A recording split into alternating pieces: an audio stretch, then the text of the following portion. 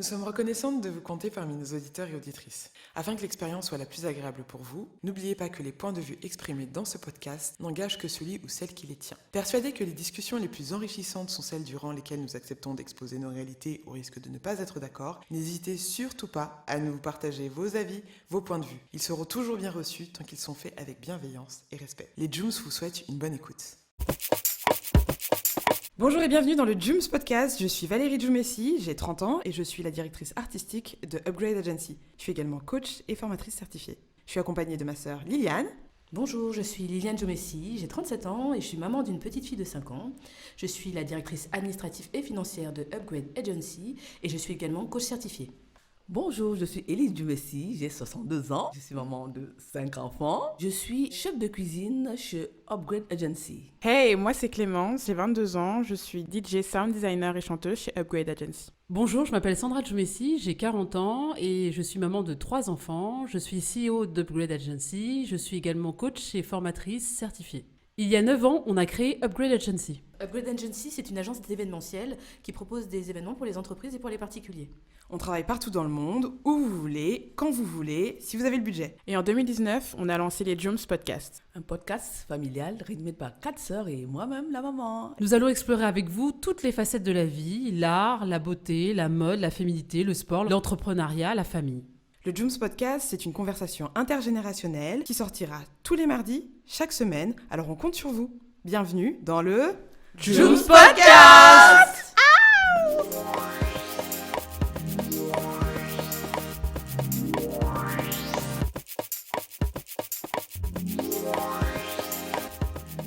Bonjour à tous et à toutes, bienvenue dans le nouvel épisode du Jooms Podcast. On est hyper contente et content de vous recevoir. Je dis content parce qu'on a un homme aujourd'hui qui est avec nous, les filles. Et là il se dit oh my god. Qu'est-ce que je fous là. Donc on a Blériot Chico qui est aujourd'hui présent, qui est le fondateur de Apéraf. Tu vas nous en parler un petit peu plus, Blériot, tout à l'heure. On est très content de te recevoir parce que Blériot c'est un gars qui bouge beaucoup.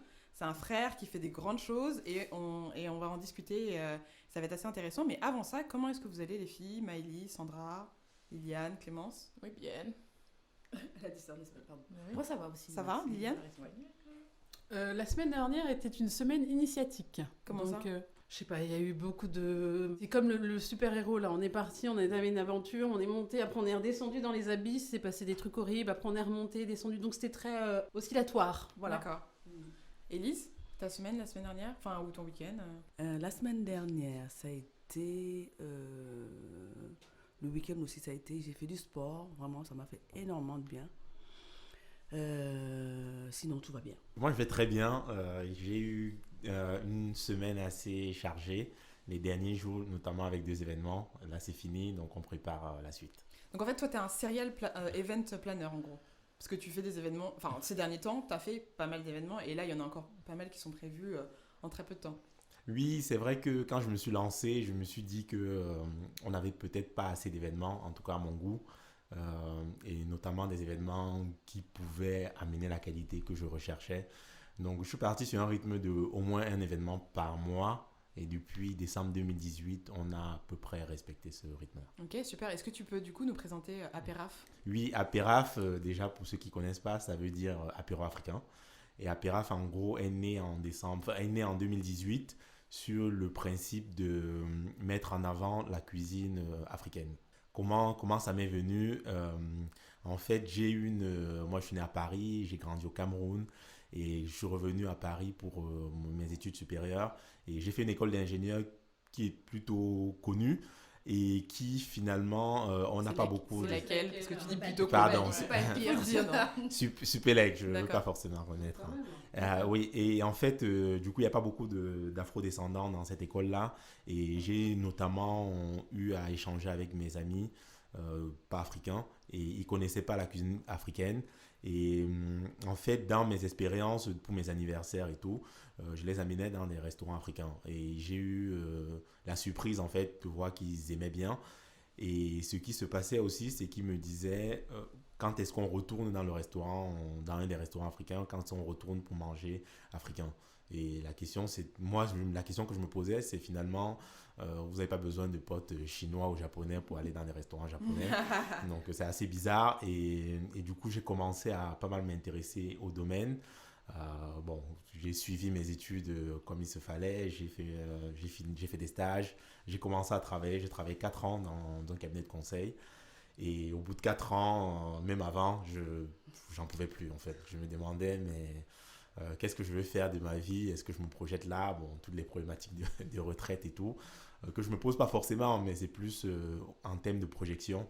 Et au final, je suis parti de ce travail-là. J'ai fait 8 mois de voyage, on va dire voyage/reconversion professionnelle. Je suis allé en Australie notamment et un peu en Asie. Et en revenant, donc j'avais un peu entamé ma reconversion professionnelle et en même temps, je voulais aussi entreprendre. Donc, dans ma recherche d'un nouveau projet, j'ai eu des propositions, mais en même temps, j'ai commencé à pas mal m'intéresser sur l'alimentation, comment mettre en avant ces produits-là. Et c'est comme ça que de fil en aiguille est né Apéraf. Du coup, Apéraf, qu'est-ce que c'est? Apéraf, c'est une initiative qui s'est lancée du coup en décembre 2018, qui met en avant l'entrepreneuriat au sein de la communauté et notamment la cuisine africaine. Donc ça se passe comment? Il y a des événements qui sont créés tous les mois, à minima, soit des after-work, soit des conférences, dans lesquelles on va discuter plutôt entrepreneuriat, soutien à l'entrepreneuriat, mettre en avant des projets et aussi avoir un apéro networking, un apéro africain. Donc on peut découvrir la cuisine pour manger africain et boire africain. Apéraf aussi, c'est une plateforme, apéraf.com, qui permet de proposer des services de restauration et des prestations événementielles à des clients particuliers ou entreprises. D'accord. Ça se concrétise basiquement par soit des pots de départ où ils ont besoin d'un traiteur, soit des personnes qui veulent faire un after-work et qui recherchent en fait un lieu et une cuisine africaine. Donc voilà. D'accord, donc c'est en mode mise en relation de prestataire à client ou c'est une agence événementielle qui gère l'intégralité? C'est un peu des deux en fait, selon le besoin. Moi, ce qui m'importe le plus, c'est que il faut que l'expérience soit bonne. D'accord. Donc après, selon le besoin, si un client a juste besoin de se faire livrer des plateaux repas, ça va plus s'apparenter à la mise en relation, même si il y a quand même un travail d'essayer de trouver le meilleur prestataire et d'essayer de trouver la meilleure prestation pour ces besoins-là. D'accord. Après, si c'est plus pour un after-work où il faut avoir une recherche de salle, adapter la salle, organiser l'expérience, ça peut être plus comme une agence événementielle. Ok, et donc tu fais ça tout seul? Je fais ça tout seul, oui. Je suis tout seul depuis le début. Maintenant, depuis un peu moins d'un mois, je suis accompagné par une stagiaire. Donc tu fais agence événementielle / mise en relation, plus 1 ou 2 événements par mois, tout seul. Effectivement. Bon, il faut quand même rajouter que j'ai eu de l'aide d'une partie de ma famille ponctuellement, des amis ponctuellement et quelques bénévoles aussi ponctuellement. D'accord. Surtout pour les événements, parce que c'est impossible de le faire tout seul. Et justement, comment, parce que bon, nous on est une entreprise familiale, donc on bosse tous ensemble, donc le choix de l'entrepreneuriat, ça a coulé un peu de source. Et toi, t'as fait une école d'ingé, donc quand même assez prestigieux. Et puis ensuite, tu t'es dit, oh bah non, en fait, je suis sûrement très bien payée, etc. Mais je décide de faire autre chose et de bosser autour de la cuisine africaine. Comment ta famille a vécu ça? Ah, comment ma famille a vécu ça? Bon, c'est vrai que déjà, je suis le seul garçon dans ma famille. Nous sommes 5. D'accord. Je suis le deuxième. Je pense que la confiance en fait que j'ai eue de mes parents vient depuis le début. On a essayé. Mes parents m'ont donné une éducation et je pense que j'ai gagné leur confiance assez tôt. Et ce qui fait que, parce que bon, j'ai fait des bonnes études, je m'en sortais pas trop mal à l'école. J'ai été le premier à venir en France, parce que ma sœur a plutôt fait ses études au Cameroun, maintenant elle est au Canada, mais j'étais le premier. Et les premières années, vous savez, les parents, en tout cas en Afrique, ont souvent eu des exemples d'enfants qu'ils envoyaient en France et qui, entre guillemets, viraient dans le chemin qui n'était pas qui n'était pas prévu pour eux. C'est quoi, je dirais, dans un chemin qui est pas Non, mais là, j'ai pas d'exemple. Mais on va dire basiquement, si par exemple, on envoie un enfant pour qu'il fasse des études et finalement, il fait pas les études et il fait autre chose. Ça, c'est un exemple simple. Et moi, du coup, je pense que le fait que j'ai pu suivre une voie assez tracée ou pas, mais j'ai pu faire mes études, j'ai fait une école d'ingénieur, tout ça, ça a montré quand même à mes parents que je savais ce que je voulais. Et d'autre part, le fait que j'étais seul ici, bon, j'ai une tante quand même qui m'a épaulé, mais dans mes choix de la vie courante, j'ai pas, on va dire basiquement, en général, il y a des enfants qui viennent et qui, entre guillemets, dépensent un peu n'importe comment et finissent les dos des parents. Ouais, l'argent des parents. Moi, c'était pas le cas. J'essayais quand je pouvais de travailler. J'ai pas non plus été quelqu'un qui a travaillé trop pour se faire de l'argent pendant mes études. Mais je pense que c'est comme ça que j'ai pu gagner la confiance de mes parents. Donc, quand j'ai dit dans un premier temps que j'arrêtais de travailler pour prendre du recul, ils ont été plutôt compréhensifs. Après, je pense que j'ai amené la chose de la bonne manière. Typiquement, on leur a dit que je vais en Australie pour visiter l'Australie. J'ai dit que j'allais pour apprendre l'anglais et pour embrayer une reconversion. Donc forcément, avec des termes un peu adaptés, ils ont compris. Et en revenant, c'est vrai que ils étaient pas... Mon père, ça va, parce qu'il est quand même assez entreprenant dans ce qu'il fait. Ma mère, elle est plutôt, on va dire, conservative. En tout cas, elle est très averse au risque. Et du coup, au départ, elle n'a pas forcément compris, mais ils m'ont soutenu. Ils m'ont soutenu quand même globalement dans l'initiative que je faisais. Et l'avantage quand on fait des événements, c'est que directement, au moins, on peut voir en fait ce qu'on fait.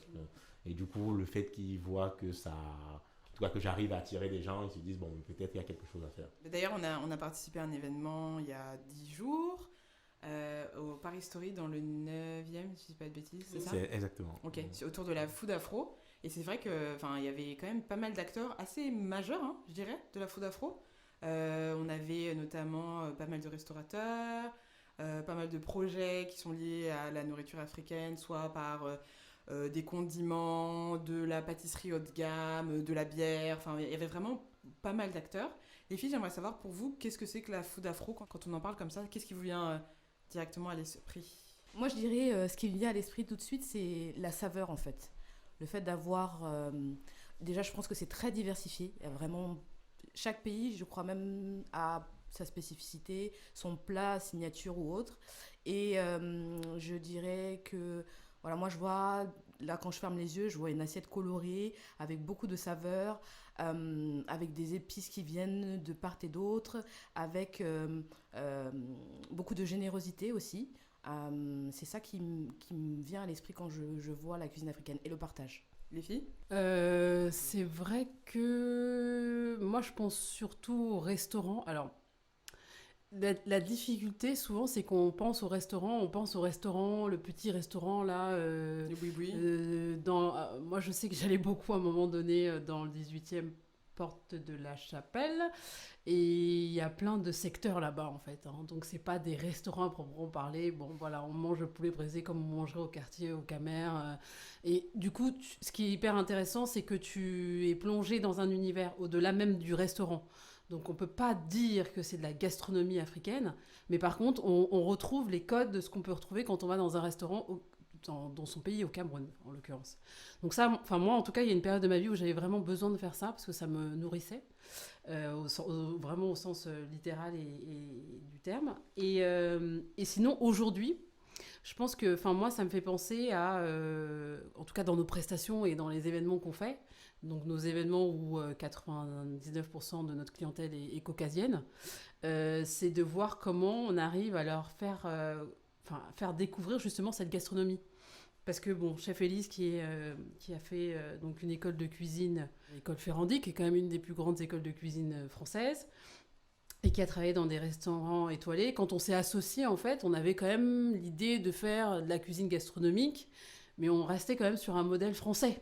Hein, Et puis, au fur et à mesure du temps, surtout quand tu es arrivée d'entreprise Valérie, on a un peu plus assumé et de mettre du plantain, de mettre la pizza au plantain. On avait fait d'ailleurs une petite story sur Instagram par rapport à ça. Mais Ce qui est intéressant, c'est vraiment de se dire, je crois aujourd'hui par rapport à ça, on peut être acteur à différents niveaux en vrai. C'est pas juste le restaurant, c'est pas juste le traiteur. C'est qu'est-ce qu'on décide de transmettre, de diffuser dans l'énergie de la prestation qu'on propose quand on est totalement entrepreneur. Voilà. Donc, en tout cas, nous, c'est vraiment, OK, à chaque fois qu'on fait un plat, qu'est-ce qu'on peut mettre pour faire découvrir un de nos ingrédients, une de nos saveurs africaines. C'est vrai que l'idée de restaurant, c'est la chose à laquelle on pense directement. Mais ce qui était intéressant dans ton événement, justement, c'était de voir qu'il y avait vraiment des gens qui pensaient à plein d'autres manières de faire la promotion de cette cuisine africaine. Et on a eu d'ailleurs tout un débat sur est-ce qu'on dit cuisine africaine, il y en a qui n'étaient pas d'accord, non, les cuisines africaines, on ne dit pas africaine, il y a 52 pays, tu multiplies par le nombre de régions, tu multiplies par le nombre de quartiers, donc et ça aussi c'est une question qu'on pourra se poser, à laquelle on pourra répondre tout à l'heure, mais c'est vrai que oui, il y a une grosse diversité de la manière dont on peut aborder la cuisine africaine, comme on le fait d'ailleurs pour la cuisine française, où on peut passer du bistrot au restaurant étoilé, et il y a toute une gamme d'expériences qui font qu'elle existe, cette cuisine française. Maïli, toi, la cuisine, la chef? Alors, moi, j'ai de par les différentes expériences que j'ai chez Upgrade, pour avoir rencontré pas mal de monde, comme disait Sandra, la plupart de nos clients sont caucasiens. Et je vous assure, il faudrait que nous fassions le travail pour faire connaître notre cuisine parce que vraiment, ils adorent notre cuisine. Et je pense que les chefs africains devraient faire leur job. Tu penses qu'ils ne le font pas déjà un peu? Je pense qu'ils le font de manière timide. Tu vois, ils le font il y a une sorte de peur. Je pense que la cuisine africaine on a une fausse idée de la cuisine africaine. C'est-à-dire que c'est une cuisine qui est pimentée, parce que les épices, il y a une confusion sur les épices. Toute cuisine est épicée. Ça ne veut pas dire pimentée. Donc déjà, ce premier écueil, il faudrait qu'on le lève. Et ma mission ici en général, ou la mission des personnes qui travaillent ici, c'est de dire la cuisine africaine, c'est une cuisine épicée, généreuse, mais pas forcément pimentée. La deuxième chose, c'est promouvoir notre cuisine. Et ce que Blaireau, tu fais aujourd'hui, vraiment, il faudrait qu'on pousse un peu plus loin et qu'on invite, pas forcément les membres de la communauté africaine, mais qu'on invite d'autres personnes pour faire comprendre que notre cuisine est une cuisine généreuse qui mérite d'être connue. Au même titre que la cuisine française, au même titre que la cuisine chinoise qui s'est démocratisée. Dans toutes les rues, vous voyez une cuisine chinoise qui est là, alors que la cuisine africaine, on se dit seulement c'est dans les bouillis, etc. On a une vision un peu tronquée de la cuisine africaine, où on est mal reçu, où on attend des heures, où elle est un peu chère, etc.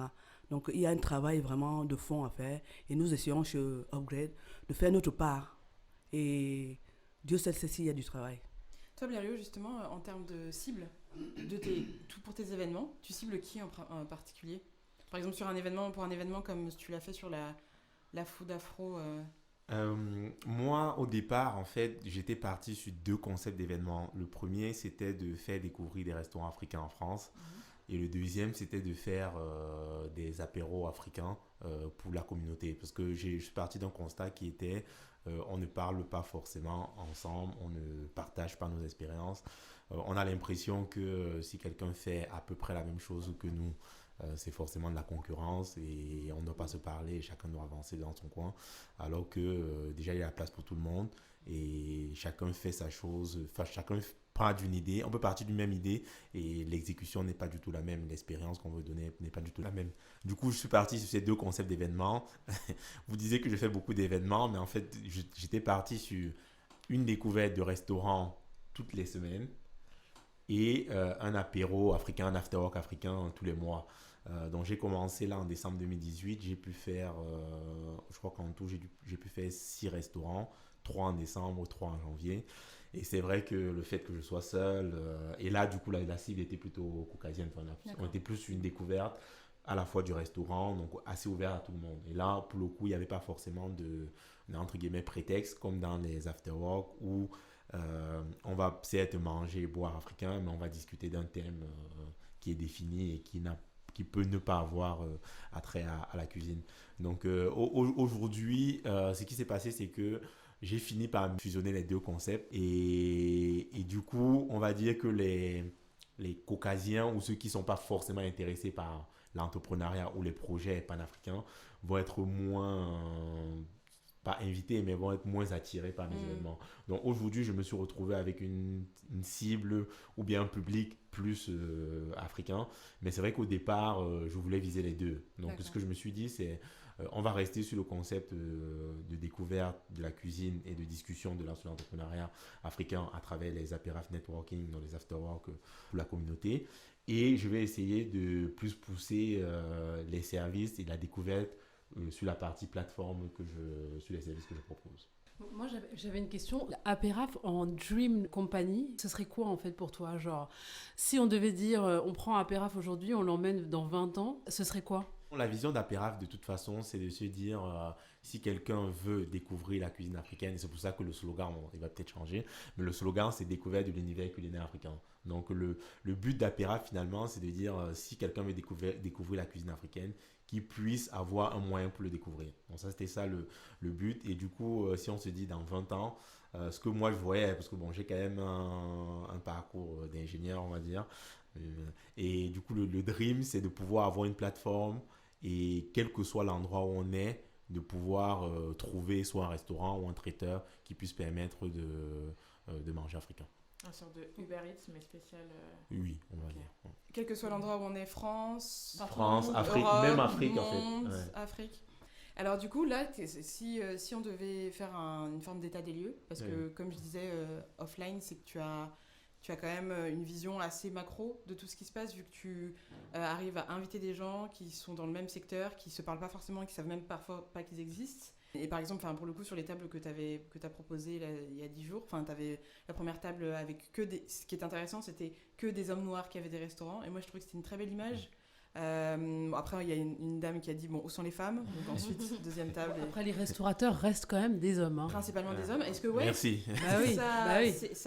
tu confirmes ça, c'est vrai que, comme disait Sandra, on a des restaurateurs femmes, mais qui ne mettent pas forcément l'accent sur une enseigne de restauration. Enfin, ce qu'on oublie, c'est que faire la cuisine et avoir un restaurant, c'est pas la même chose. Et du coup, la question, je crois, de la dame, c'était de dire, on a des femmes qui font bien la cuisine, on a nos mères qui font bien la cuisine, pourquoi elles ne sont pas sur la table ronde? Et moi, la réponse que je donnais, c'était que finalement, il y a pas beaucoup de... Il y a des femmes qui ont des restaurants. Peut-être, je ne les connais pas, parce que moi, je me suis lancé il y a un peu plus d'1 an, mais je ne connais pas tout. Et justement, je suis toujours dans le travail de recherche, un peu de découverte, pour rencontrer. Et c'est vrai qu'aujourd'hui, je n'avais pas forcément de femmes qui avaient un restaurant et que je jugeais important, surtout pour le public, de mettre en avant aujourd'hui. D'accord. Il y en a, elles sont peu nombreuses quand même. Et notamment, il y a Tiffany de l'Aphrodisiaque, c'est un peu à elle que je pense. Et moi, ce que je lui ai dit, c'est que le restaurant est encore en train de se développer et je pense que pour la prochaine conférence, elle sera sur la table ronde. Parce que moi, comme tu as dû le voir, au final, il y a dans la plupart de mes événements, de toute façon, le public est à 80% des femmes et les intervenants, je pense qu'à 80% aussi des femmes. Mais du coup, cet état des lieux de la restauration africaine, le constat est le même dans la restauration française. En réalité, il y a quand même peu d'actrices femmes qui sont présentes sur la scène de manière générale, en fait, au niveau de la restauration. Oui, c'est vrai que moi, j'ai pas non plus, je peux parler, je pense que Chef Élise ou vous avez peut-être plus d'expérience sur le domaine, parce que moi, je me suis lancé il y a pas trop longtemps. Mais c'est vrai que c'est un peu surprenant, parce que dans l'imaginaire, on associe les femmes à la cuisine, mais quand on commence à parler de professionnalisation, elles sont beaucoup moins nombreuses. Et c'est quelque chose qu'on observe pas seulement dans la cuisine africaine, dans d'autres cuisines. Donc, je suis plutôt d'accord avec toi, Liliane. De toute façon, tu regardes les chefs étoilés, hein. Il y a sur les Français, quoi, Anne-Sophie Pic, Hélène Darroze. C'est Est-ce tout. qu'il y a des gens qui sont des enfants d'immigrés dans ces histoires ou pas? De gastronomie française? Oh, I don't think so. Alors, il faudrait regarder, mais là, il n'y en a pas qui me viennent à l'esprit. Toi, est-ce que donc là, avec tous les acteurs et actrices que tu connais, qu'est-ce que tu dirais de l'esprit de solidarité ou de cohésion dans cet univers de culinaire africain en France? Parce que finalement, il y a beaucoup, je pense qu'il y a quand même pas mal de petits restaurants, mais qui n'ont pas forcément la démarche marketing. donc quand tu vas dans le 18e, dans le 10e, etc. Donc il y a quand même pas mal, il y a quand même une vie au niveau de l'univers culinaire africain. Et puis après, il y a de plus en plus de concepts qui sont sortis ces 5-6 dernières années, de African Fusion au maquis à, je sais pas moi, Africa in the Box, la Villa Maasai. Donc là, on est vraiment sur de la restauration. Parce que moi, ce qui m'a un peu étonné, je sais pas si ça m'a étonné, mais je pense que ça a été relevé d'ailleurs aussi par Kossi de Afro Cooking, c'est qu'il y avait une forme de, pas forcément une cohésion, alors qu'on est tous dans le même univers, on va dire. Quel est ton avis par rapport à ça? Moi, quand je me suis lancé, je me suis dit, ils se parlent pas, c'est pas normal, ils se font concurrence. Mon avis a quand même changé parce que finalement, justement, c'est comme ça que j'ai réussi à les réunir. Quand on arrive avec la bonne approche, la bonne énergie, le bon discours, on voit qu'ils sont tous quelque part. On commence à comprendre en fait que finalement, seul on n'y arrivera pas. Et je pense que dans la communauté, il y a quand même pas mal de gens qui ont compris ça et qui arrivent maintenant à s'associer ou du moins à essayer de contribuer à leur échelle, à cet élan de partage et d'échange. Après, ce qu'on arrive toujours à voir, ce que Kossi disait, c'est que finalement, nos anciens démons reviennent parce que quand quelqu'un réussit un peu, il aura du mal à se dire bon, mais je veux forcément laisser la place aux autres. Donc il va se dire bon, si j'ai réussi, c'est que moi je suis l'ambassadeur et du coup c'est normal que je sois sur les devants. Donc je dirais qu'aujourd'hui quand même la vie est mitigée. Et les nouveaux concepts qui se créent aussi, c'est la nouvelle génération. Je pense que nos parents, en tout cas les anciens, étaient là surtout pour survivre, se lancer aussi dans la restauration, peut-être aussi parce qu'il n'y avait pas forcément d'autres possibilités de réussir. Et du coup, ils étaient très concentrés sur générer de l'argent et ils faisaient ce qu'ils connaissaient. Donc déjà, ils se disaient, il faut déjà qu'on fournisse des restaurants pour la communauté. Et il n'y avait pas forcément cette vision, cette identité qu'ils voulaient créer. Aujourd'hui, ça change pas mal parce qu'il y a des gens qui se lancent, on va dire par exemple Vincent Eboué de Africa in the Box, qui était commercial dans l'informatique et qui a décidé de lancer son restaurant. Donc, c'est pas qu'il n'avait pas d'avenir, c'est qu'il s'est dit j'ai envie de me lancer peut-être pour être son propre patron, mais en tout cas pour aussi permettre de lancer un nouveau concept sur la restauration. Donc, aujourd'hui, quand même, mon avis est assez mitigé. Et pour lancer des initiatives, justement, des conférences, des after-work où j'essaie d'inviter des personnes pour qu'ils se parlent, j'ai pas eu de personnes qui m'ont dit non parce qu'ils voulaient pas parler à une autre personne. Qu'aussi même qui s'est plaint en disant on se parle pas vraiment. Au final, lui il est venu et je sais la personne. Je connais la personne avec qui il a un peu entre guillemets des embrouilles, qui m'a dit la même chose mais qui est venu quand même. Donc on voit que il y a une volonté. Après il y a les égos qui sont là et moi je leur ai dit la prochaine fois je les mets sur la même table. Alors ça serait trop cool. Moi je suis au premier. Tu as parlé de deux choses intéressantes. Tu as parlé des démons qui revenaient. C'est quoi selon toi les démons de la communauté entrepreneuriale afro? Je pense qu'on est... Après ça, c'est pour le coup le premier, c'est pas forcément lié à la communauté. C'est, en général, quand quelqu'un se lance dans l'entrepreneuriat, il a une idée et il croit que l'idée, ça lui appartient en fait. Alors que c'est pas du tout le cas. Nous, on a ça, comme on va dire tout le monde, mais nous, on va beaucoup plus loin parce qu'on se dit que même quand on a créé un restaurant, si quelqu'un crée un restaurant en face, forcément, il nous veut du mal. Alors que quand on regarde les Champs-Élysées, c'est un bon exemple. Il y a énormément de magasins et c'est ça qui crée... qui amène les gens à acheter sur cette avenue-là. Donc, avoir un restaurant africain en face de soi avec deux concepts différents, c'est pas une mauvaise chose. Et c'est ça qu'on oublie en fait. Après, je sais pas parce que, qu'est-ce que vous en pensez les filles, mais admettons, il n'y a pas beaucoup de restaurants africains. Tu viens avec ton concept. Ton frère vient se mettre en face de toi. En fait, c'est chaud quand même. Vient se mettre en face de toi. Et alors, je comprends parce qu'à la fois, oui, je veux dire, il en faut plus. Mais en même temps, je peux comprendre putain mec, il y a 50 000 autres rues, mais mais Valérie, je comprends, mais d'où l'idée de vulgariser la cuisine africaine. Parce que quand on va dans le 13e que tout le monde connaît, il y a à tout bout de... Voilà, ça s'enchaîne.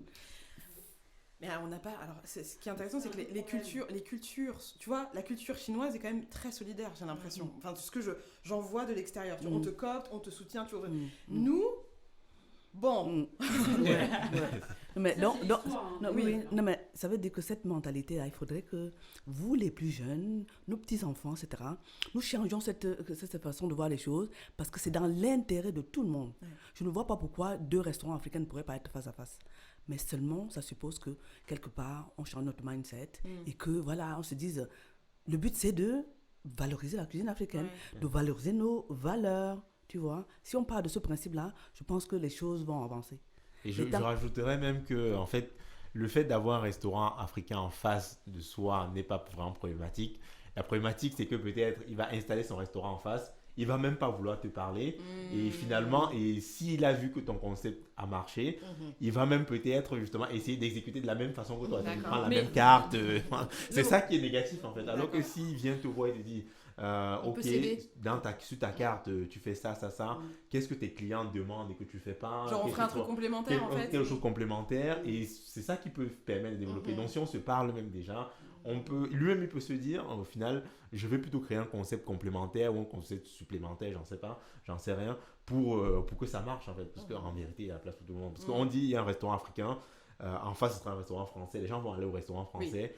Je pense que tu mets un restaurant africain qui, c'est de la nourriture est bonne. Donc, les gens peuvent quand même réussir à ne pas aller dans le restaurant français et aller dans le restaurant africain. Sandra? Non, pour moi, c'est comme 2 boulangeries qui sont l'une en face de l'autre quand on fait du pain. Enfin, pourquoi est-ce que tu vas acheter ton pain là et pas en face, alors que tu as 2 boulangeries qui sont en face, même tu en as une troisième 200 mètres plus loin. Hello guys, le podcast est sponsorisé par Upgrade Agency. C'est une agence d'événementiel qui organise des événements sur mesure, aussi bien pour les professionnels que pour les particuliers.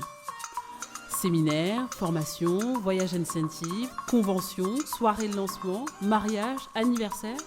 N'hésitez plus, rendez-vous sur notre site internet upgrade.paris.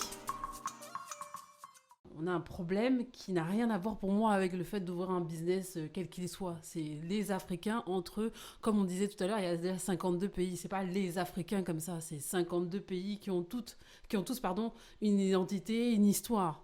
Mais la problématique, c'est que si moi je réussis demain et que je viens et que je tire pas avec moi le maximum de personnes, alors bien sûr tu regardes et tu crées un cadre. Nous, je sais qu'on a expérimenté ça, on a emmené des gens avec nous et puis on se rend compte que ça fonctionne pas et puis on continuera à emmener des gens et on se rendra compte que ça fonctionnera pas, mais il y a des gens avec qui on va et ça va fonctionner. Donc la question c'est comment on fait pour juste pas se dire qu'on est arrivé, déjà on est arrivé nulle part, et puis continuer à dire, ben voilà, je sais pas, moi je suis dans un poste de travail, je sais que moi j'ai une amie qui est au RH, à chaque fois qu'elle arrive dans une boîte, elle fait rentrer 2-3 frères noirs, après elle part, elle va ailleurs, et ainsi de suite, quoi. Et en fait, c'est ça le vrai boulot à faire, c'est de se dire, bon ben ok, je peux tomber sur un con, ou je peux tomber sur quelqu'un de bien, mais je fais au moins l'effort d'essayer et pas juste dire oui, lui va venir, nanani, nanana, mais ils sont tous pareils, et avoir ces préjugés permanents. Et c'est ça qui nous casse, nous, l'énergie, en fait. C'est pas tant bien de restaurant, on va ouvrir, c'est vraiment culturel. C'est d'arrêter de dire oui, mais, ou d'avoir peur qu'on vienne prendre ta place. Mais quelle place? Tu es arrivé où pour qu'on prenne ta place? Et ça, pour moi, c'est vraiment, vraiment grave, quoi. Bah, je pense qu'il y a vraiment l'idée de scarcity mindset contre abundance mindset. Et je me dis que nous, comme on est dans une position où on est tous en train d'essayer de faire notre place, on se dit qu'il n'y a pas suffisamment de place pour tout le monde. Donc c'est peut-être pour ça aussi qu'on est sur une forme de défensive, parce que je dis, ok, mon territoire, attention, parce que je ne sais pas s'il y a quelque chose que je pourrais avoir demain, finalement. Et tu as tout à fait raison, vous êtes arrivés, nous on est 2e génération en France dans votre lignée. Donc c'est très très court, quoi. Ouais. Mais là, vraiment, le truc qu'il y a à faire, et je pense que tu le fais dans Apéraf, c'est vraiment de dire ensemble les gars, en fait. Les gars, les meufs, ensemble, on est plus forts. Et si demain tu ouvres ton resto, eh ben on va tous aller manger là-bas et on va faire les recettes de ton restaurant, plus que n'importe qui d'autre. Et c'est ça le truc. C'est que moi je sais par exemple que j'avais reçu un couple africain ici, et en fait ils étaient genre en mode non mais est-ce que vous allez être à l'heure, est-ce que vous allez être machin, et en fait on retournait toujours sur les mêmes questions. Non mais en fait ça fait 10 ans que je fais ça, j'ai des clients de haut de gamme, je connais mon boulot. Et en fait au final ils étaient plus sécures d'aller voir un prestataire caucasien. Oui, c'est ça, au final. C'est très, très grave, en fait. On a plus de préjugés chez nous que les autres en ont de nous, en fait. Et je crois qu'Ayaba, il disait lors de la conférence qu'on est tous responsables de ce que l'étranger va penser de nous en fait. Et du coup, finalement, c'est à nous déjà de faire cet effort-là pour que ça se passe mieux avec les autres. Oui, effectivement, comme tu le dis, le travail commence par nous-mêmes.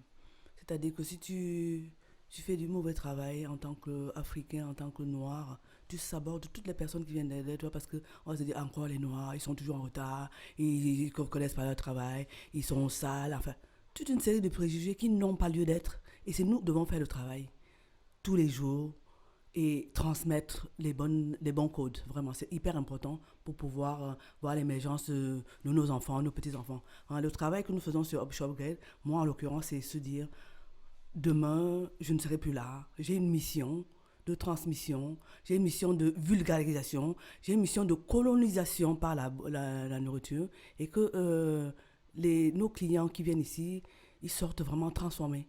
Oui, expérience transformatrice avec nos produits africains qu'ils adorent. Je dis encore qu'ils adorent. Après, je pense que tout ce qu'on a dit là, en effet, c'est vraiment quelque chose qui est plus profond, qui n'est pas forcément lié à la food afro. Et que la difficulté, je pense l'effort qu'on doit faire dans notre communauté, c'est de libérer la parole en fait. Parce que des désaccords et des malentendus et des problèmes d'ego, tout le monde en a. C'est pas lié à la communauté afro. Par contre, de venir s'asseoir et de s'expliquer en bienveillance et d'essayer de se comprendre pour dire dans tous les cas on est ensemble gars, parce que le français ou le policier qui vient me contrôler ou là-bas qui vient me contrôler, tu vois, genre toi ou moi, même combat hein. Donc de se dire qu'on est ensemble et que de toute manière il faut qu'on trouve un terrain d'entente, d'abaisser les égos, ça c'est hyper dur, je veux dire en tant que nana c'est dur, en tant que gars n'en parlons pas. Est-ce que vous avez eu des coups de cœur récemment par rapport à la food afro, des choses que vous avez découvertes ou des restaurants dans lesquels vous êtes allés ou des endroits où vous avez dit oh, c'est lourd ça, ou des concepts que vous aimeriez bien tester? On ne sort pas. C'est ça. Moi, personnellement, je travaille. Donc, ça fait longtemps que je n'ai pas mis les pieds dans un restaurant africain. Non, mais ça fait genre une éternité. En fait, les concepts, on les teste plus ici. De se dire, voilà, on va faire telle recette et on va la tester vraiment. Les gens vont goûter et vont donner leur ressenti par rapport aux recettes quand on fait les dégustations et tout. Enfin, là, vraiment, pour le coup, c'est... produit et puis testing et retour client, c'est plutôt comme ça que moi je sens la vibes de l'effet de la nourriture africaine, mais ouais, malheureusement j'ai travaillé. Moi j'ai un restaurant à vous recommander. C'est quoi? En plus je pense que ça se rapproche un peu de votre état d'esprit. Ça s'appelle la bifurcation et c'est à Bagnolet. C'est une cuisine semi-gastronomique africaine. Et sincèrement, le chef qui est aussi gérant du restaurant, il n'a pas beaucoup de temps pour communiquer. Je ne sais pas s'il est seul dans son projet, mais sincèrement, je pense que tu mets ce restaurant à Paris, il y a moyen qu'il soit étoilé. D'accord. Ah ouais. Ok. La bifurcation, t'as dit? La bifurcation. Cool. À quand l'agenda des bons plans, Blériot, là? Oh.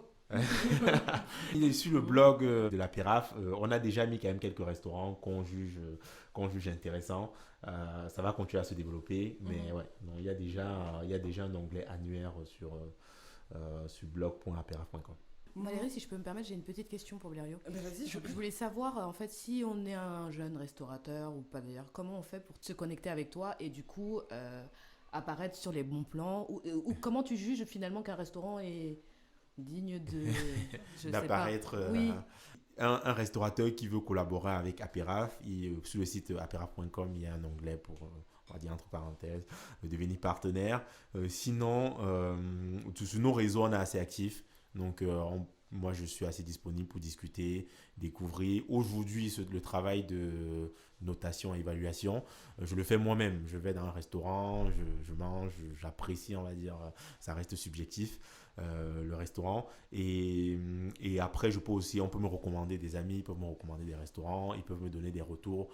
Je regarde aussi sur internet parce que je peux pas me démultiplier. Je regarde sur internet, il y a des photos pour les restaurants qui communiquent, il y a des photos, il y a des notes Google et j'essaye de faire un mix de tout ça pour juger que je pourrais proposer cette prestation-là ou ce restaurant-là, recommander ce restaurant-là à d'autres personnes. Moi, j'ai une question aussi. Est-ce que tu penses qu'aujourd'hui, c'est un business dans lequel les gens peuvent se dire, OK, comme dans beaucoup de business aujourd'hui que tu peux trouver dans l'écosystème des startups, par exemple, ben voilà, j'ai un business model basé sur des cuisines africaines et dans 3 ans, je serai millionnaire. Est-ce que tu penses que il y a une possibilité pour toi déjà de le faire et après pour d'autres personnes? Je pense que le marché, sincèrement, je pense que le marché n'est pas encore assez mature.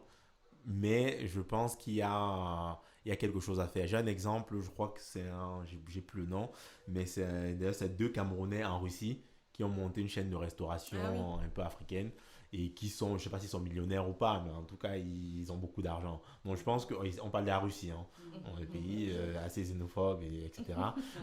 Donc je pense que il y a quelque chose à faire. Aujourd'hui, en tout cas, moi, de mon avis, les restaurateurs qui se lancent n'ont pas forcément beaucoup d'argent, beaucoup de moyens.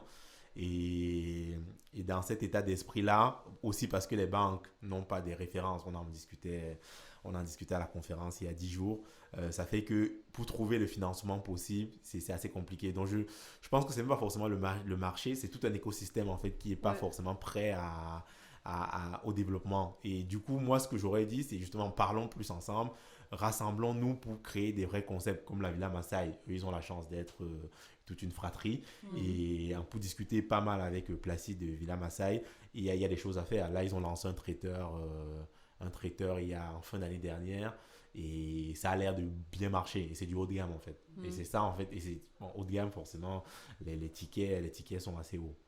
Alors moi, je te parlais pas forcément de la restauration. En fait, c'était vraiment, de manière générale, le business de la cuisine africaine. Okay. Donc ça peut être, je sais pas moi... les produits, on vend à un moment donné un piment qui est fait, et en fait, le piment, il est exporté partout dans le monde, tu vois. Genre Leclerc me commande des palettes de piment, et le piment a été fait par un chef africain.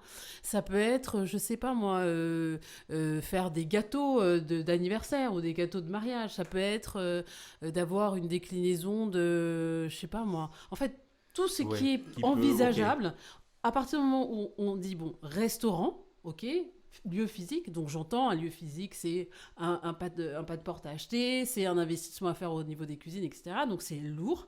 Donc on est sur un investissement, comment dire, d'un business classique.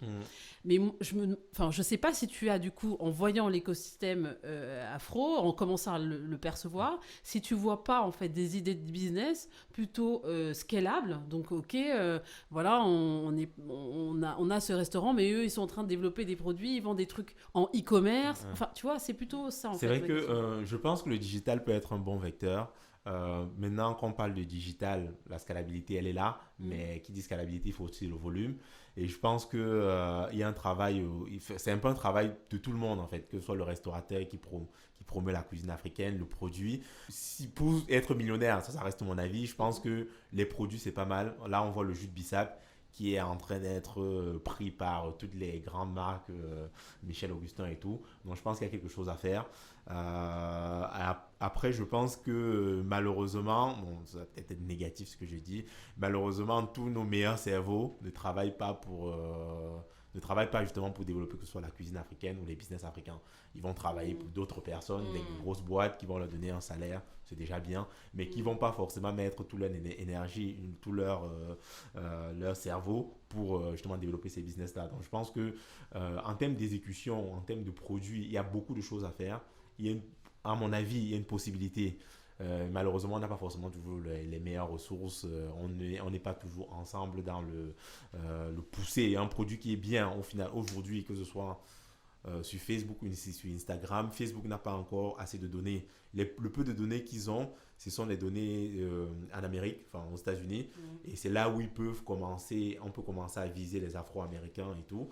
Aujourd'hui, en France ou dans nos pays, il faut vraiment que nous, on fasse par exemple pas mal de partage pour que Facebook se dise « Ah, ça, c'est des produits qu'on peut pousser et c'est comme ça qu'on va toucher le plus de monde et c'est comme ça qu'on peut beaucoup plus vendre et jouer sur cette scalabilité-là. » Et puis, on parle quand même d'un pays qui interdit tout type de recensement. Merci. Qui interdit tout type de recensement basé sur l'ethnie, enfin l'ethnie ou l'origine.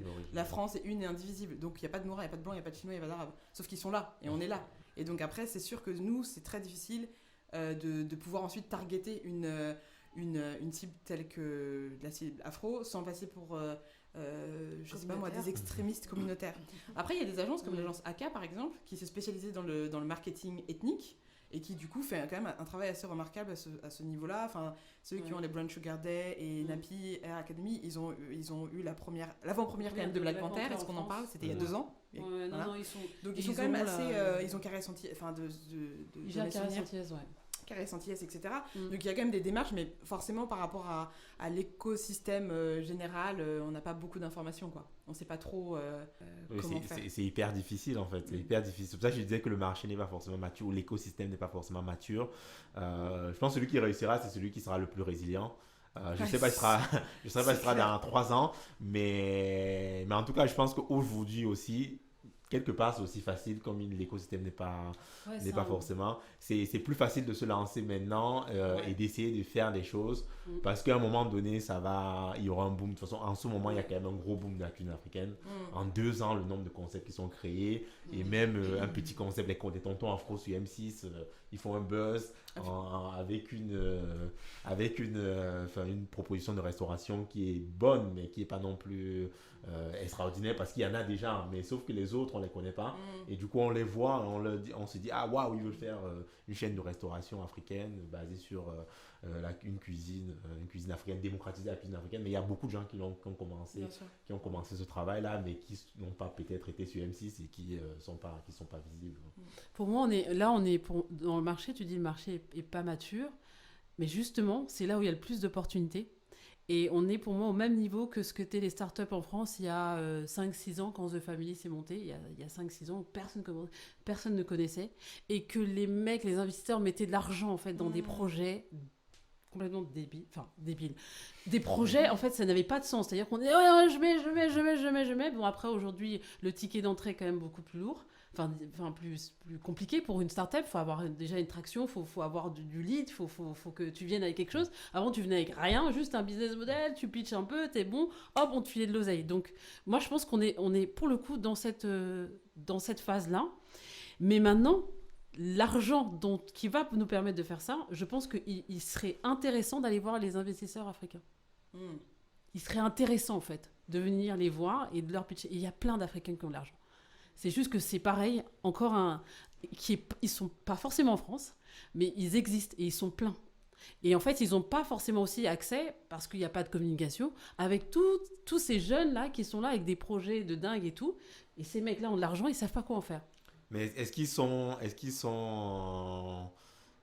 sont pour mettre leur argent sur des business africains qui, comme tu le disais, mais aussi... on va les initier à ça. Et je pense que tous les peut-être mon centre dont tu parles, qui sont dans des entreprises, qui bossent pour Google, pour IBM, pour toutes les boîtes que tu veux, et qui programment, qui font des développements.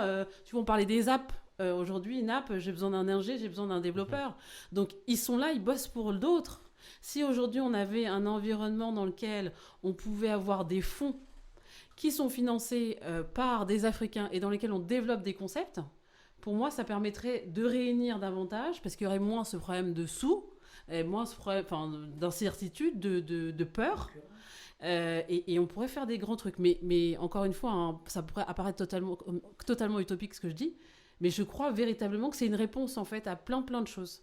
Je suis complètement d'accord et c'est ce que je mettais sur écosystème en fait, finalement, que tous les paramètres soient réunis. Et pour ça, de toute façon, c'est tout le monde. C'est celui qui a réussi chez Google ou qui a réussi dans un fonds d'investissement. Il se dit, OK, je veux mettre 5% de ma fortune pour essayer de développer des concepts africains. C'est un mindset qu'on doit avoir tous. Et c'est nous, on ne va pas reprocher aux banques de ne pas vouloir donner l'argent aux business angels caucasiens ou en tout cas non africains de ne pas mettre l'argent. Si nous-mêmes, nos frères qui ont connu les origines, qui sont nés en Afrique, s'ils ne veulent pas eux mettre leur argent, ce n'est pas d'autres personnes qui le feront. Donc, Non, justement, j'ai regardé un reportage sur la famille de créatrices de Villa Maasai. Ils disaient justement pour créer ce truc-là, franchement, ils ont eu beaucoup de mal à avoir les fonds. C'était très, très difficile, très compliqué, mais ils sont arrivés. Mais je pense que ce genre de restaurant, ce genre de concept ne peut se faire que si nous sommes solidaires, si nous sommes à l'écoute des uns des autres, si on va chercher les fonds comme disait Sandra, et si on est sérieux dans le travail, dans la continuité, dans la persévérance et dans le bien faire, le bien fini. Ça manque aux Africains. C'est-à-dire que quelqu'un va te promettre un truc, les premiers jours, il va bien faire, les deuxièmes jours, il va commencer à moins, et ça va décliner. Et comme je disais encore, on sape notre réputation, et c'est un travail de fond du bien faire, du bien fini. Amen. Bon, ce qui est certain, c'est qu'en fait, qu'on le veuille ou non, on est tous en fait responsables, on est tous liés. Ouais. Et c'est ça, parfois on se dit, mais c'est bon, je suis pas obligée de représenter tout. Bah, en fait, si. Malheureusement, tu représentes toi et tu représentes tous les autres afro-descendants ou tous les noirs même, parce que un caucasien en face, il va pas faire la distinction et il va pas se poser de questions. Donc oui, on a tous un rôle à jouer et sur cette espèce de... Si on peut même considérer qu'il y a un funnel par rapport à la food afro, parce que ça va de nous, par exemple, qui proposons des prestations lors d'un séminaire, donc rien à voir, finalement, on n'est pas dans la restauration en tant que telle, et après, la personne qui a mangé son mafé se dit, c'est vachement bon, et si j'allais chez je sais pas moi, Table Métis, mais c'est super stylé, et elle dit, c'est quoi l'épice, mais il y a une nana qui fait une box, mais Ayaba, elle a fait un livre de cuisine, et en fait, on est tous interconnectés. C'est ça le truc, et on s'en rend pas compte, mais c'est vraiment une matrice dont on n'a pas conscience, mais qui est très puissante dans le négativement, enfin qui peut être très puissante négativement, parce que si ça se passe pas bien à un niveau 2-3 fois, on se dit oh là là, les noirs ils sont tous comme ça, et qui peut être extrêmement puissante si on se rend compte qu'elle existe et qu'on se tient la main et qu'on s'envoie l'énergie comme ça en mode mais vous savez, il y a tel resto, vous devriez goûter, c'est top. Et ça vraiment, après il y a une question aussi d'avoir la foi, parce que c'est vrai que tu as parlé de résilience, et je pense que la résilience est hyper importante, et de se dire aussi qu'on est que des humains, et que parfois on va faire des erreurs, et que parfois on va se blesser, il va y avoir des combats d'ego, mais que finalement quelle est la mission plus grande, c'est de faire en sorte que ça soit plus simple pour nos enfants de venir ici, d'être ici en tant que noirs, et qu'ils n'aient pas à se justifier en permanence de leur couleur de peau. Oui, moi j'ai un exemple simple, c'est combien de personnes à la suite d'un restaurant africain recommandent aux autres, et combien de personnes le font quand c'est pas bon. On va voir des notes sur Google qui sont, excusez-moi du terme dégueulasse, parce que l'expérience n'était pas bonne, mais ces mêmes personnes-là, si c'était bien, ils vont pas aller sur Google pour essayer de motiver, de donner la force en fait. Et ça qu'on comprend pas en fait. On comprend pas que c'est très important. Moi, je suis pas le... Il y a certains qui disent quand c'est pas bien, il faut pas critiquer. Tout moi, je suis pour la critique, c'est comme ça qu'on avance. Mais il faut que ce soit équilibré. Au lieu de critiquer pour critiquer, il faut plutôt donner des axes d'amélioration et d'aider la personne à s'améliorer en fait. Donc, au lieu de dire le service n'était pas bon, de donner des conseils, de dire si tu avais fait peut-être ça comme ça serait bien. Moi, j'ai eu un exemple, j'en parle, ça vient de me revenir. J'ai fait un brunch en novembre. Et on a eu malheureusement du retard pour plusieurs raisons. Et il y a une personne, justement, on a essayé, de toute façon, on avait du retard. À tout moment, on a eu du retard. On ne peut plus rien faire. Il y a du retard, on ne peut pas gagner du temps. On a essayé de rattraper, entre guillemets, ça avec des services, avec des propositions. Et la personne était complètement fermée. Et ce qui s'est passé, c'est qu'elle est rentrée. En rentrant, moi, j'étais même prête à la rembourser. Parce qu'à un moment donné, il faut assumer. Ce qui était bien et ce qu'elle a observé, c'est que le retard, il était imputable au début, et tous ceux qui sont arrivés après, ils n'ont pas vu ce retard-là.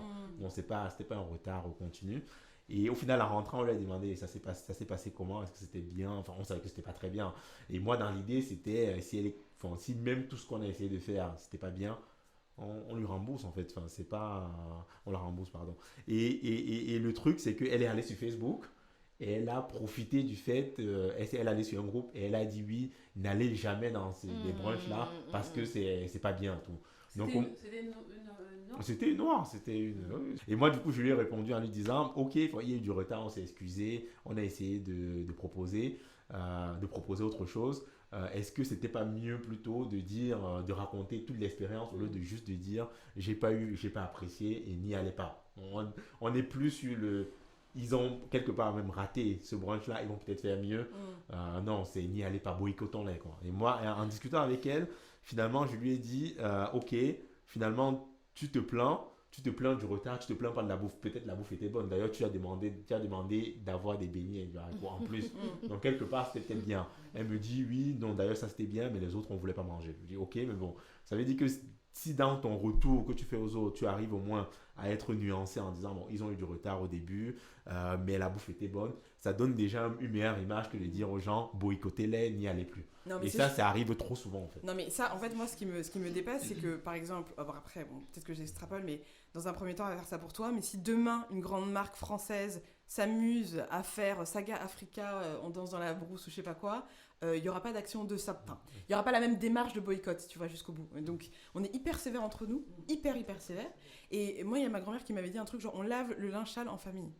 Mais bon, déjà, encore faut-il se considérer comme famille. moi, je suis déjà allée dans des restaurants où, franchement, le service était... Enfin, la nana nous a mis dehors, et je pense que d'ailleurs, c'était peut-être au même endroit, parce qu'on en avait discuté. La nana nous a mis dehors, c'est pas cool, mais tu vas lui dire à la go. Tu vas lui dire, franchement, quitte à même t'embrouiller avec elle, mais jamais j'irai dire, franchement, nanana, gars, c'est son business, quoi. Ouais, tu règles le problème. Pour moi, ça, en fait, on a eu une cliente l'année dernière avec qui ça s'est pas bien passé sur sa prestation, mais parce que, voilà, bon, c'était compliqué. Et moi, je l'ai mise en garde, en fait, en lui disant, je vous préviens, c'est un business familial. Si vous avez quelque chose à me dire, vous me le dites à moi. Mais alors, vous allez absolument pas nous verser sur les réseaux sociaux, quoi. C'est mort. Parce que vous avez un point de vue, et je le respecte, je vais corriger la chose et je vais faire ce qu'il faut, on leur a remboursé une partie, on a fait un truc. Mais par contre, si c'est pour aller gâter 10 années de travail à la sueur de notre front, dehors, et je dis les raisons pour lesquelles c'est une famille et on est 20 ou 30 à vivre dessus, nanana, moi je vous préviens, en fait, ça va mal se passer. Parce que pour moi, ça c'est un acte, c'est une responsabilité extrêmement grave, en fait. Je ne ferai jamais ça. Je viens, je te dis le truc, mais alors je ne viens pas finir ta réputation sur les réseaux sociaux. Ça ne se fait pas, en fait. C'est clair. Mais ça, c'est une question de mindset, par contre, tu vois. Vraiment, c'est une question Ils ne prennent pas beaucoup de recul, en fait, tout ce qui peut être comme implication vis-à-vis de ça. Moi, par exemple, je lui ai dit, c'est là où justement ça m'a un peu choqué, je lui ai dit que la chef avait fait une nuit blanche pour essayer d'avoir ce brunch. On a été hyper ambitieux, on a eu du retard. Il y a eu un marathon de Paris qui nous a retardés. Ah oui. Et moi, la réponse qu'elle me donne, c'est de toute façon, nous on a payé, on est venu. On n'a rien à foutre. Ça, c'est là où tu vois la différence entre le growth mindset et le fixed mindset. Parce que quand tu es en fixed mindset, tu es en mode non, c'est ce qui est et c'est inadmissible que tu m'aies pas servi. Mais ça donne aussi beaucoup d'indications sur la personne qui est en face de toi et comment elle se sent et comment elle fonctionne dans le monde et la dureté. Enfin, il faut avoir de la compassion, en fait, finalement, pour elle. Vraiment. Non, exactement, ça va. Parce que... Bah oui, parce que quand tu sais que tu es humain et que tu fais de ton max, et que oui, parfois il y a des trucs qui plantent, et parfois oui, tu peux te dire, mais c'est inadmissible. Mais une fois que c'est dit une fois, et que la personne en face est réceptive, et qu'elle fait tout pour venir te montrer qu'elle t'a écouté, et qu'elle t'a entendu, et que toi tu viens quand même déverser ton venin, je me dis, ok, bon, I'm gonna pray for you. Parce que franchement... C'est la seule chose à faire. C'est la seule chose à faire, gars. C'est chaud.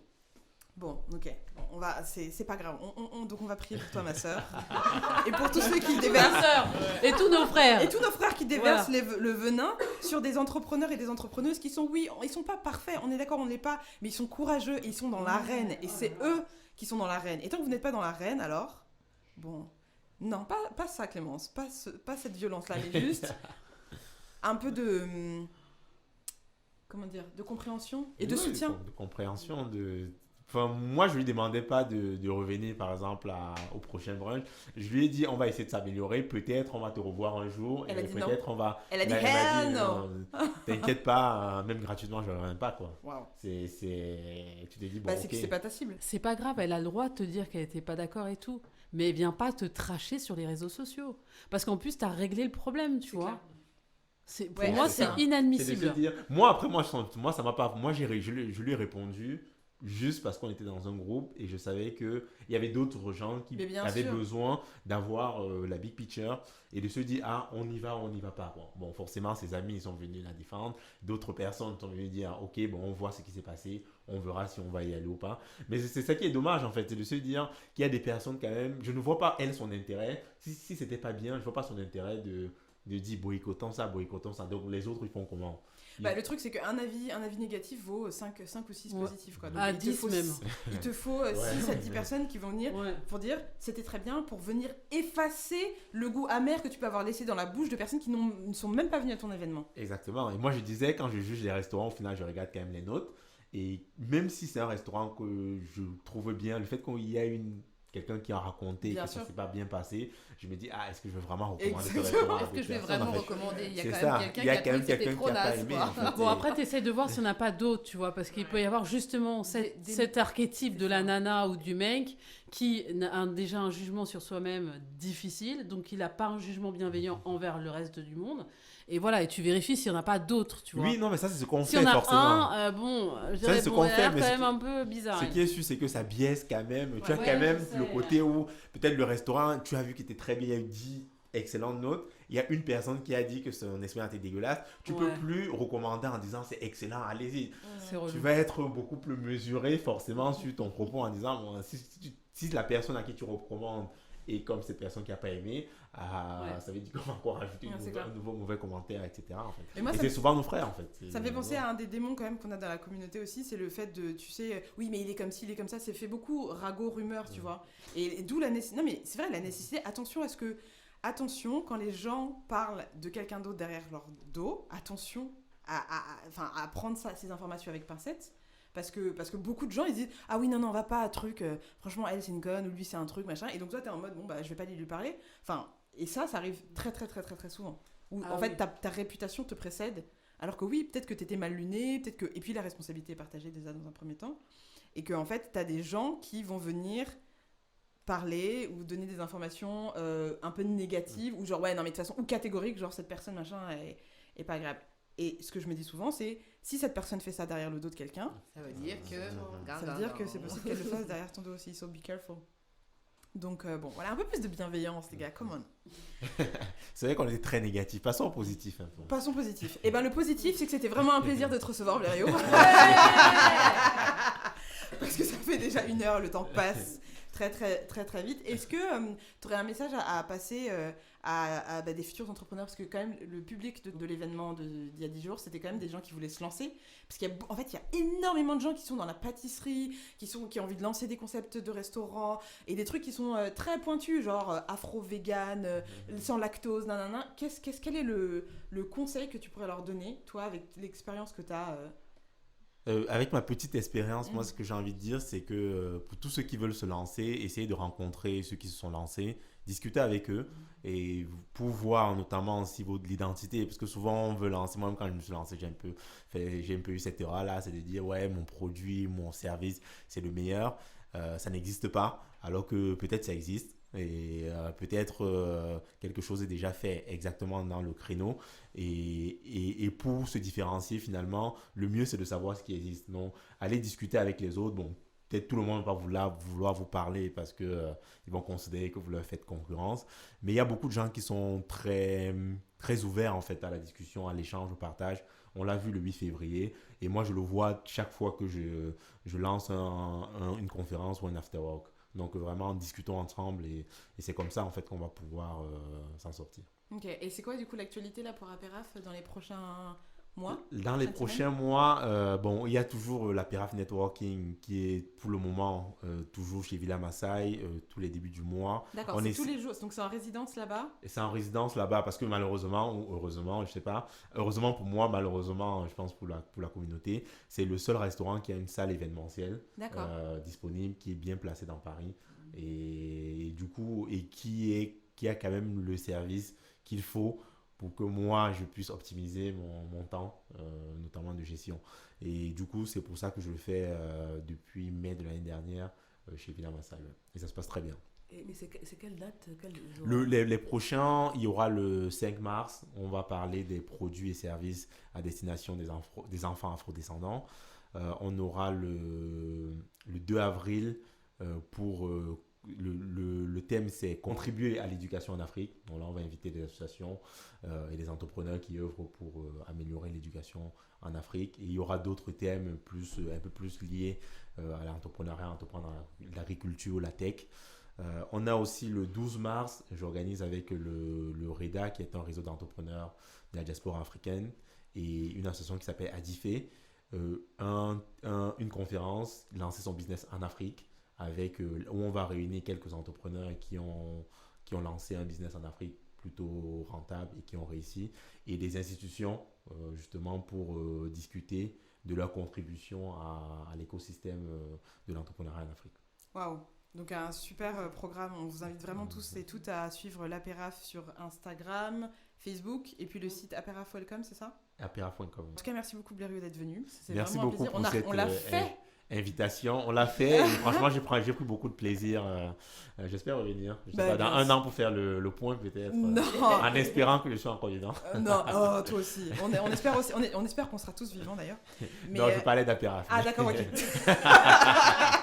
Et de moi aussi, hein, on sait jamais. Merci vraiment pour ton énergie et comme je te l'ai dit par message, tout ce que tu fais est très inspirant parce qu'en fait tu arrives à regrouper et à fédérer et on a vraiment besoin de fédérateurs et donc longue vie à Apéraf. Les filles, merci à vous pour votre énergie également. On va se retrouver du coup la semaine prochaine, a priori, pour un nouveau sujet. Yeah, don't look at me like this. Genre, le mot de la fin, et je pense que c'est un petit peu une des phrases qui peut être plaquée ou qui peut fonctionner pour tous les entrepreneurs qu'on a vus aussi la semaine dernière, qui était très inspirant aussi, c'est soyez courageux et pas parfait.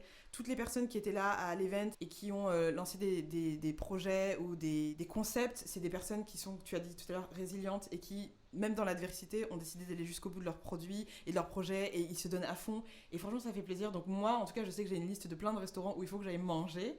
Grâce à ça aussi, et plein de concepts et de bouquins et de frères et sœurs qui font le taf pour faire la promotion de notre cuisine, de nos cuisines. Donc merci à eux, et on se dit à la semaine prochaine pour un nouvel épisode du Jooms Podcast. À bientôt.